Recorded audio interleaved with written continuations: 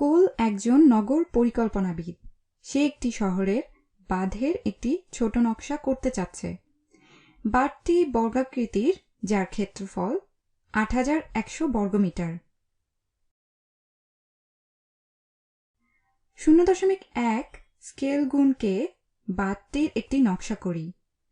প্রথমে আমরা চিন্তা করতে পারি, তারা আমাদের বাঁধটির ক্ষেত্রফল দিয়েছে এবং বাঁধটি বর্গাকার, তাহলে এর দৈর্ঘ্য ও প্রস্থ সমান। এই তথ্যটুকু আমরা বাঁধটির দৈর্ঘ্য ও প্রস্থ নির্ণয়ে ব্যবহার করতে পারি। তাহলে এটি যদি বর্গ হয়, তাহলে বর্গাকার বাঁধটি এরকম হতে পারে, এবং এটি আমার মনে হয় এটিকে দৈর্ঘ্য বলতে পারি। এবং এরপর এটিও হবে দৈর্ঘ্য, এটিও একই মাপের হবে। আমরা জানি ক্ষেত্রফল সমান দৈর্ঘ্য গুণ দৈর্ঘ্য সমান ৮১০০। অথবা আমরা বলতে পারি দৈর্ঘ্য স্কয়ার সমান ৮১০০। তাহলে এটি নিজের কত গুণ সমান ৮১০০ হবে?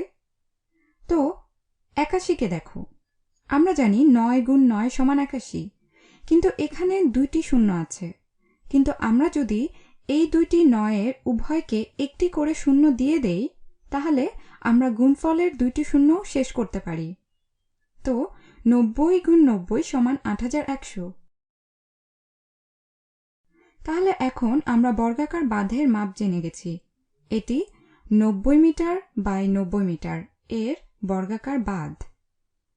বর্গাকার বাঁধ আকার আমার সর্বোচ্চ প্রচেষ্টা। এখন এটি হলো প্রকৃত বর্গাকার বাঁধ। এখানে আমি আরো ভালোভাবে বর্গাকার করার জন্য একটু আঁকছি।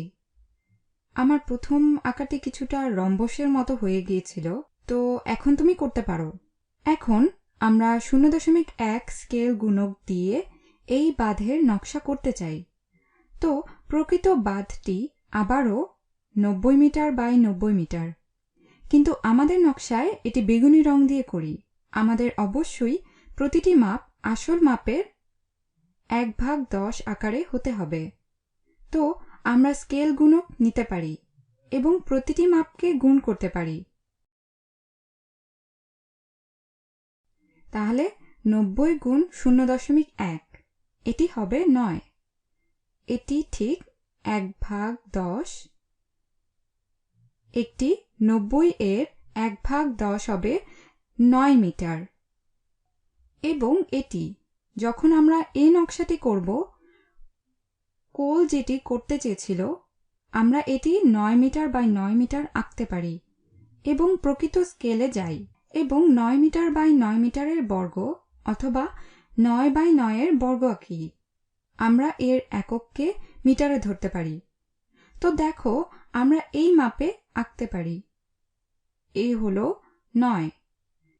আমি কলমের বদলে কম্পিউটারে মাউস ব্যবহার করছি, এতে আঁকা সহজ হবে। এরপর এটি ৯ করলাম।